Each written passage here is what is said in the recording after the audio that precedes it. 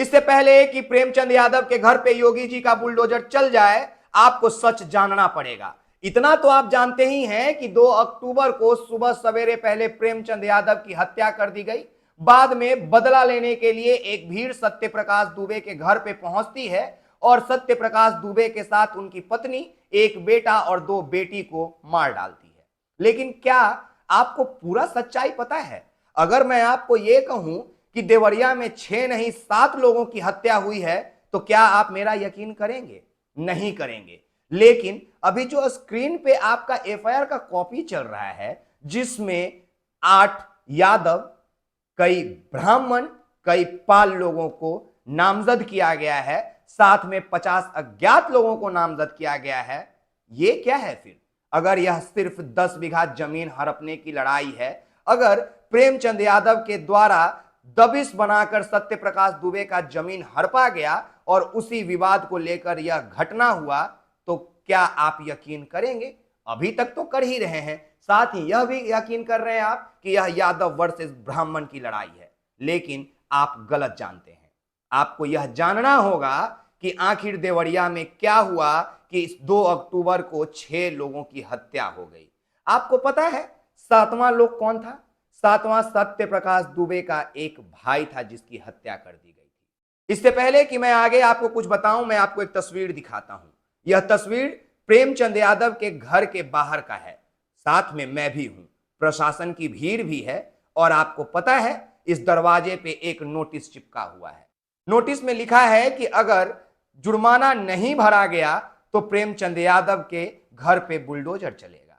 और जानते हैं यह बात पूरे देश में फैल चुकी है कि अब योगी आदित्यनाथ जी जातिवाद कर रहे हैं, ब्राह्मणों का साथ दे रहे हैं और यादवों के साथ अन्याय कर रहे हैं।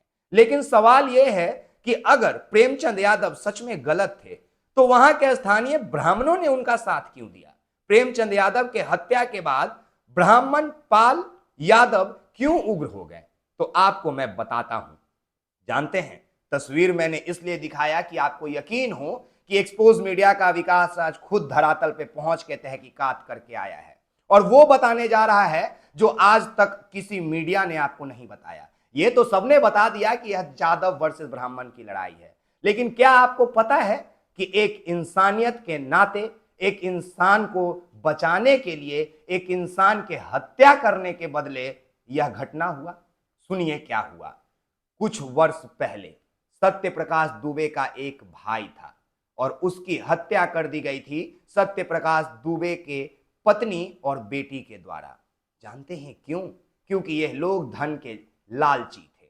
और तभी सत्य प्रकाश दुबे का एक भाई जो मानसिक विक्षिप्त था, वह अपना जान बचाने के लिए प्रेमचंद यादव के दहलीज पे पहुंचता है। प्रेमचंद यादव सत्य प्रकाश दुबे के एक भाई का सहारा बनते हैं जो मानसिक विक्षिप्त थे, उसको अपने घर में पनाह देते हैं। बदले स्वरूप 10 बीघा जमीन सत्य प्रकाश दुबे का भाई प्रेमचंद यादव को दे देता है, क्योंकि सत्य प्रकाश दुबे का चरित्र, उसकी पत्नी का चरित्र, उसकी बेटी का चरित्र शायद सत्य प्रकाश दुबे के एक भाई को पता था। उसे पता था कि जिस तरह एक भाई को सत्य प्रकाश दुबे की पत्नी और बेटी ने मिलकर मार दिया, शायद मुझे भी मार दिया जाएगा। जानते हैं, प्रेमचंद यादव के ऊपर भी पहला हमला सत्य प्रकाश दुबे की बेटी ने किया था, दूसरा हमला उनकी पत्नी ने किया था। ऐसा मैं नहीं बोल रहा हूं, वहां के स्थानीय निवासी का कहना है। लेकिन इससे पहले कि मैं आपको कुछ और बताऊं, आपको रुकना पड़ेगा। रुकना इसलिए पड़ेगा क्योंकि अब सत्य प्रकाश दुबे के परिवार को बचाने के लिए योगी आदित्यनाथ सरकार पूरा मुस्तैदी से काम कर रही है। साथ ही प्रेमचंद यादव के परिवार को हाईजैक कर लिया गया है। जब मैं कल सत्य प्रकाश दुबे और प्रेमचंद यादव के घटना को कवर करने देवरिया पहुंचा तो सबसे पहले प्रेमचंद यादव के घर गया। मैं जब उनके घर के दहलीज पे पहुंचा तो प्रशासन के भीड़ को देखकर रुक गया, या यह कहिए कि रोक लिया गया। प्रशासन ने कहा आप नहीं मिल सकते। मैं बोला क्यों? बोले किसी को मिलने का इजाजत नहीं है। और यह तब हुआ जब एक रात पहले प्रेमचंद यादव के घर के बाहर नोटिस चिपकाया जाता है कि अगर आप जुर्माना नहीं भरेंगे तो आपके घर को तोड़ दिया जाएगा बुलडोजर से। जानते हैं, प्रेमचंद के परिवार को आज प्रशासन ने हाईजैक कर लिया है। प्रेमचंद यादव के घर के बाहर पुलिस कर्मियों की एक भारी फौज है।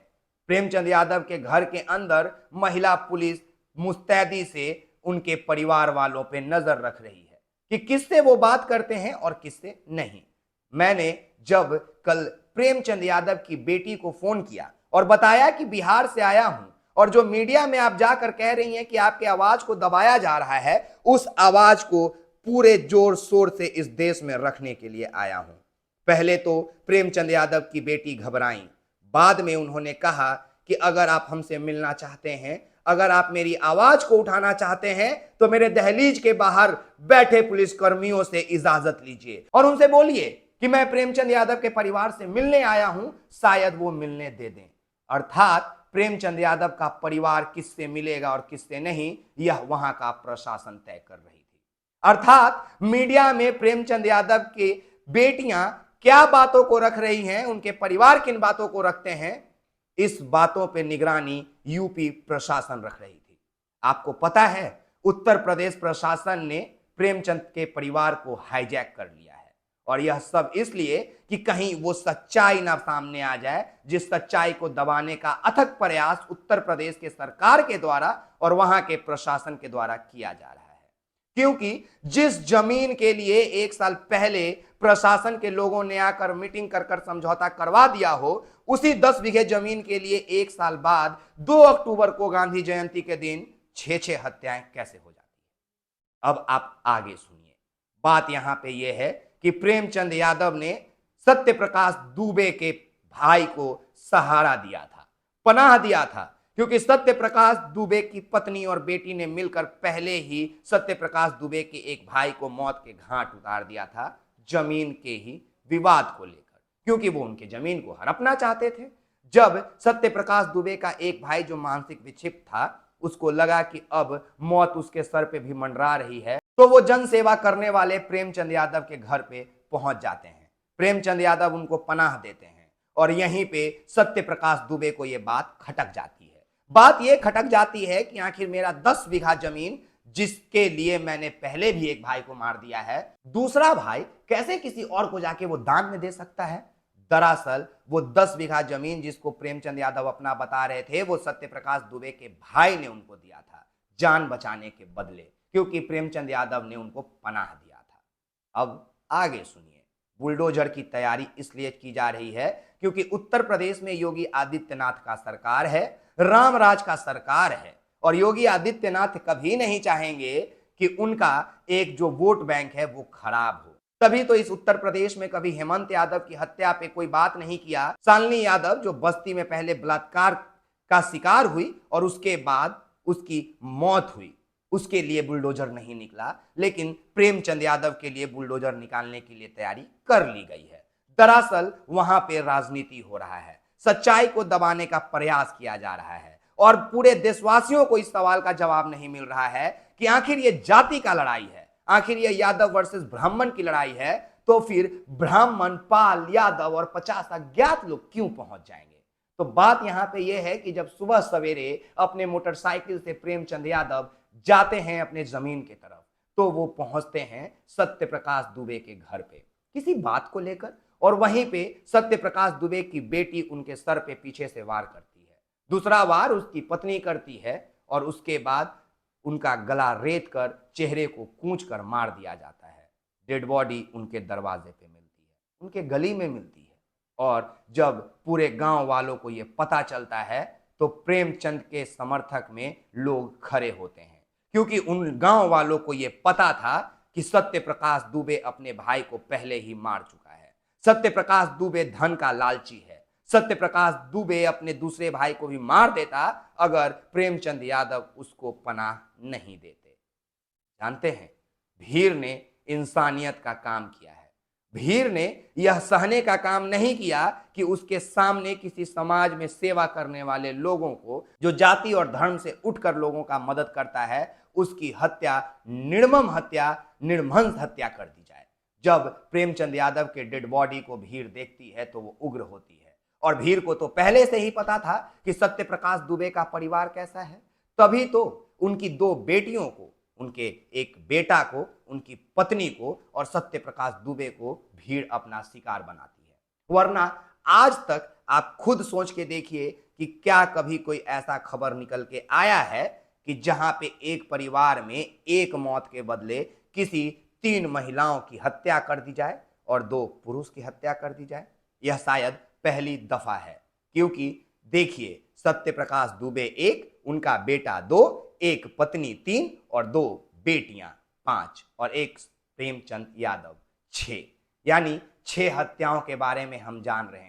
पर 7वां पे कोई सवाल नहीं कर रहा है। जब तक आप 7वां केस के बारे में नहीं जानेंगे, तब तक आप ये कदापि नहीं जान पाएंगे कि सत्य प्रकाश दुबे का 10 बीघा जमीन प्रेमचंद के पास कैसे आया।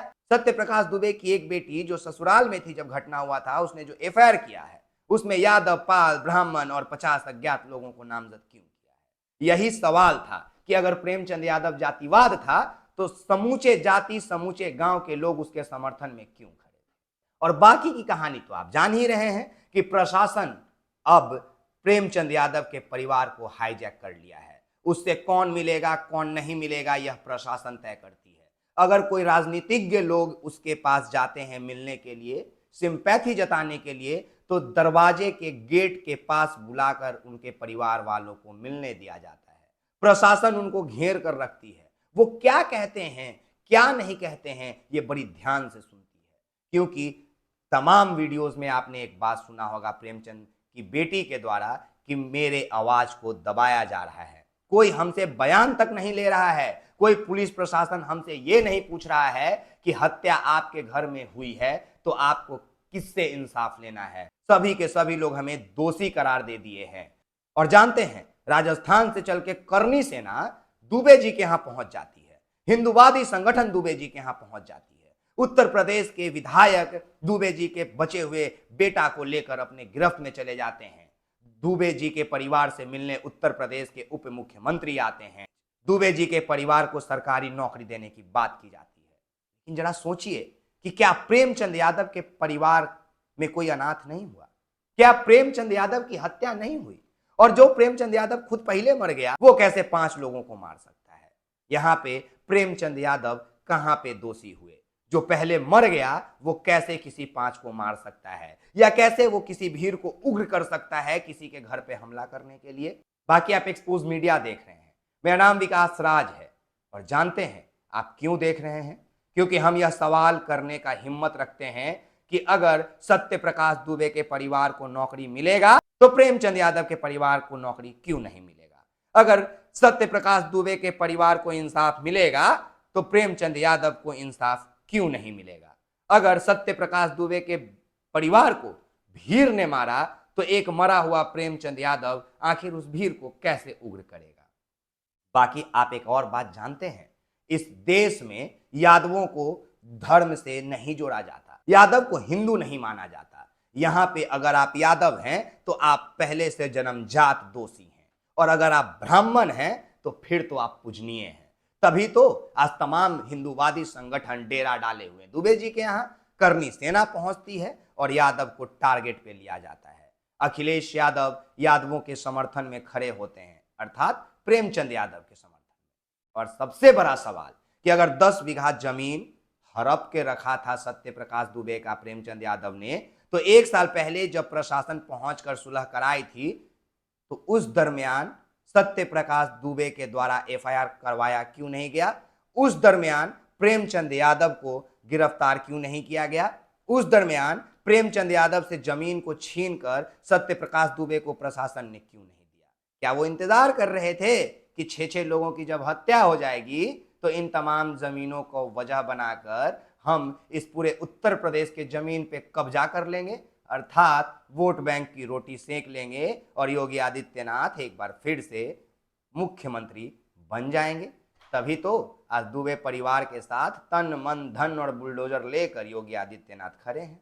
लेकिन सच्चाई सिर्फ इतना है कि आप 6 लोगों की हत्या की कहानी को जानते हैं, मैंने 7वां हत्या के बारे में आपको बता दिया। अगर आपने इस 7वां हत्या का रहस्य सुलझा लिया, समझ लिया, तो समझ लीजिए कि आपको यह समझ में आ जाएगा कि क्यों सत्य प्रकाश दुबे की बेटी ने ब्राह्मण, यादव, पाल और 50 अन्य लोगों पे एफआईआर किया था।